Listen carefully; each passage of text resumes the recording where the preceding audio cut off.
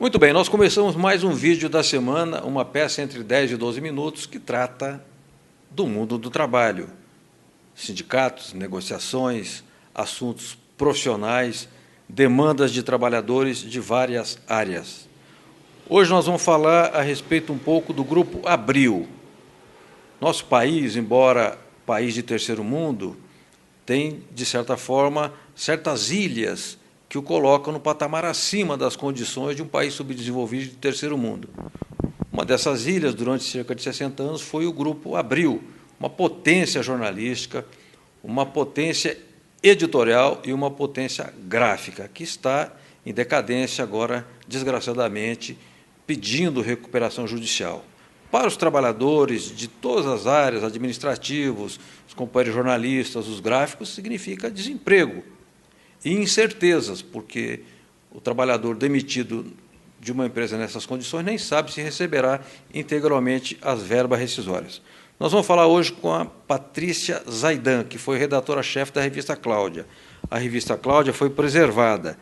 O Grupo Abril fechou 11 títulos recentemente e demitiu, numa pancada só, cerca de 150 jornalistas.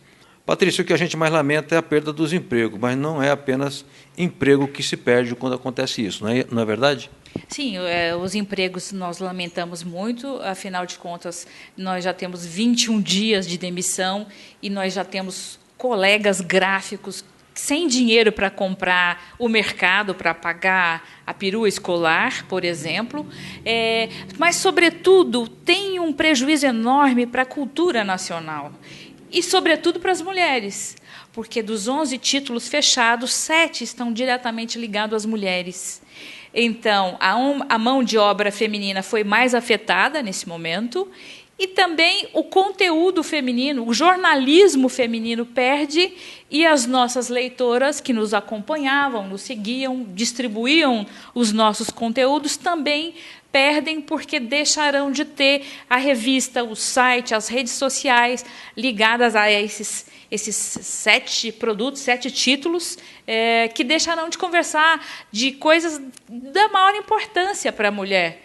Se você quiser, nós podemos fazer aqui uma lista, né, de coisas que esses veículos publicavam e que deixam de publicar.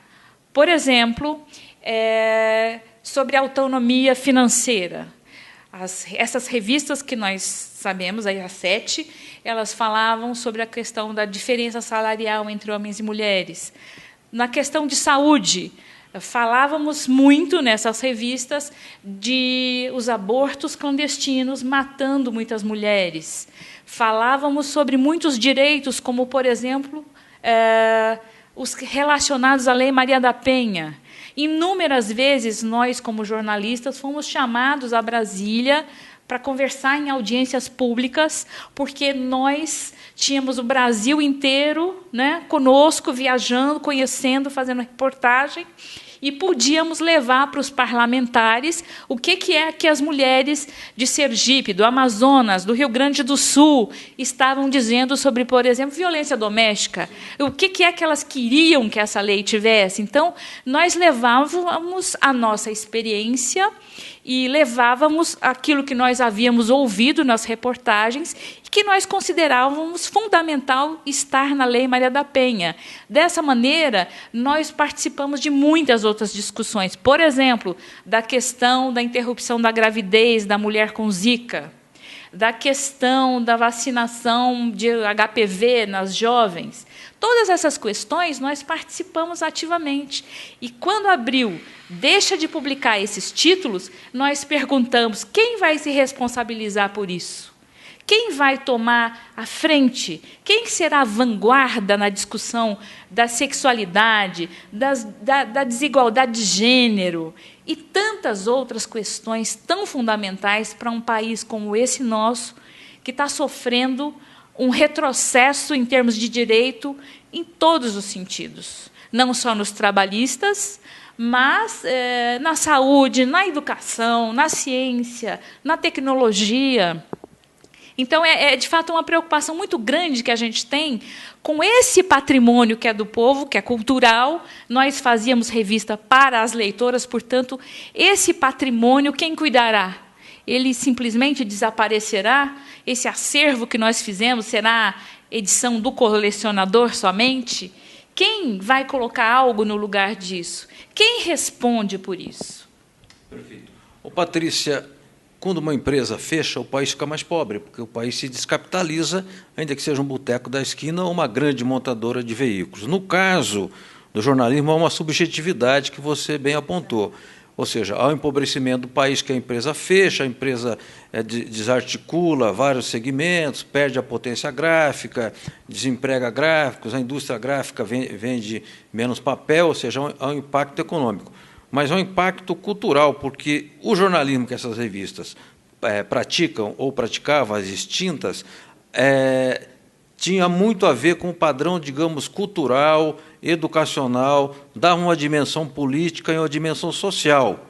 Eu quero depois conversar com você, numa outra ocasião, sobre a sua ida à favela da Maré, se não me engano, onde morava a Marielle e foi assassinada.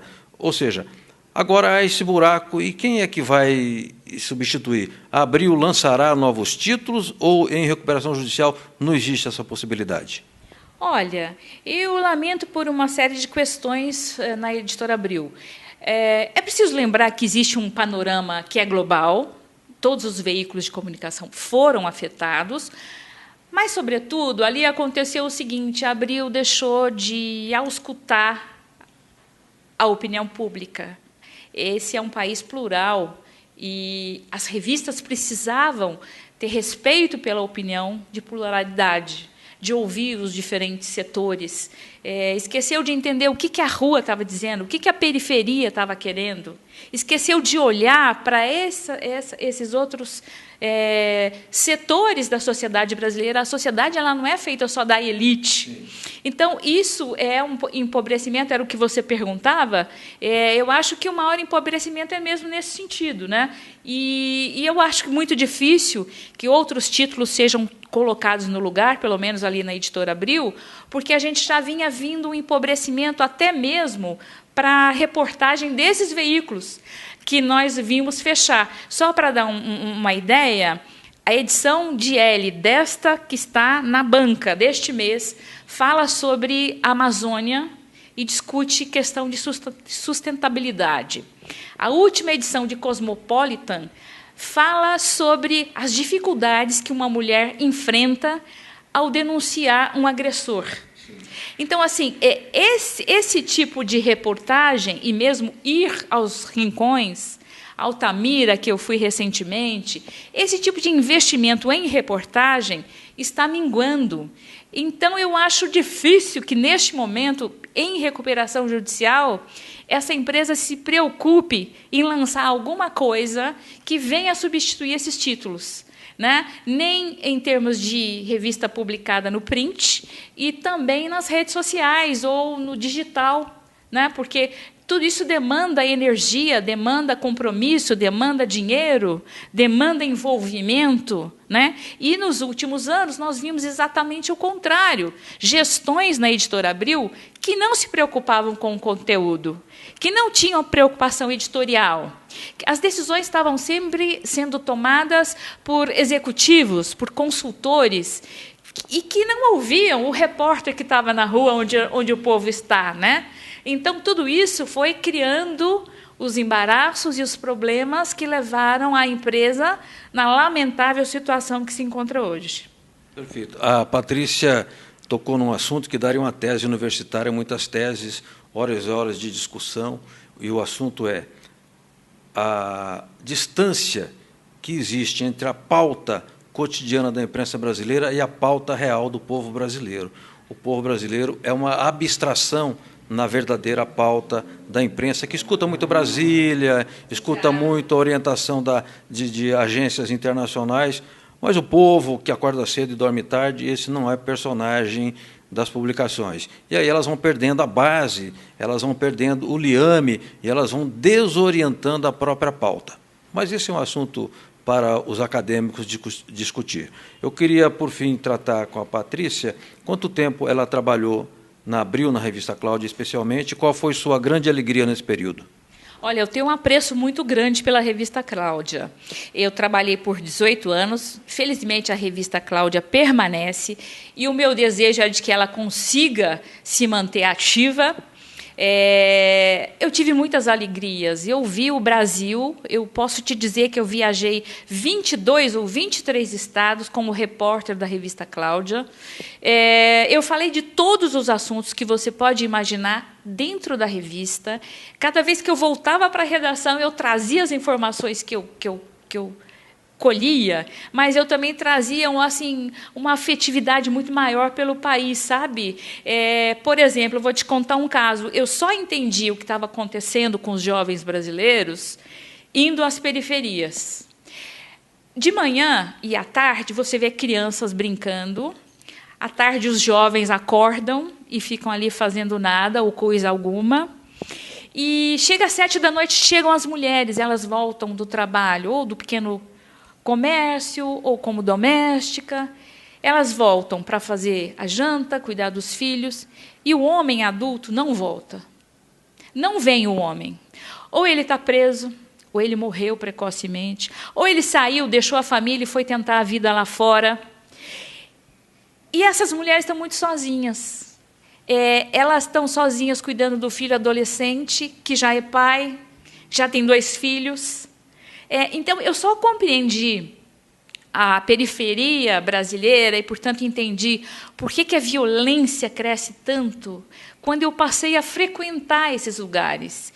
E eu fiz tudo isso como repórter da revista. Você me perguntou sobre a questão de Marielle. Eu fiquei 6 dias lá, no Complexo da Maré, vivendo com as pessoas que conviveram com ela. Ela é nascida ali, mas ela... quando foi assassinada, morava na Tijuca com sua companheira. Mas foi ali que eu entendi por que se tornou uma mulher tão forte, a Marielle. Por que ela teve necessidade tão grande de defender aquelas pessoas, aquele povo? Por que ela se elegeu tão facilmente no Rio de Janeiro, uma vereadora? E eu percebi o seguinte, há muitas outras mulheres como elas ali.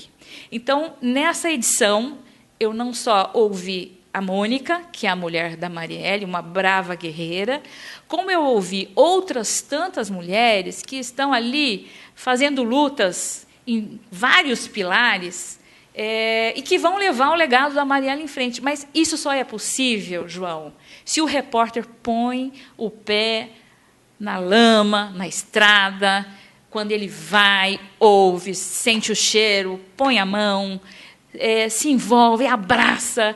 E eu acho que o único caminho para os veículos que estão passando hoje por mesmas dificuldades que passam a Editora Abril, os veículos da Abril, o único caminho é reencontrar a reportagem. Quem não reencontrar a reportagem não encontrará sobrevivência ou na banca, ou nas redes, ou no mundo digital. Essa linguagem é nossa expertise, é do repórter. As informações no mundo digital, elas são comentários, elas são opiniões de outros ali retransmitidos, mas a reportagem, essa é a expertise do jornalista. E esse é o caminho de salvação, de conquista, de publicidade, conquista de leitores. O reencontro se dará por aí, eu não vejo saída para isso. De novo, deixa que os acadêmicos discutam. Aqui, na nossa experiência de repórter, está visto que a aproximação é o reencontro da população brasileira que vai reavivar os veículos. Perfeito. Agradeço muito a Patrícia Zaidan, minha colega jornalista, que trabalhou muitos anos no Grupo Abril e foi redatora-chefe da revista Cláudia, uma revista que continua, mas a Abril fechou 11 títulos, sobretudo das publicações voltadas para o público feminino. Eu agradeço você que nos acompanha e até um próximo vídeo da semana. Forte abraço.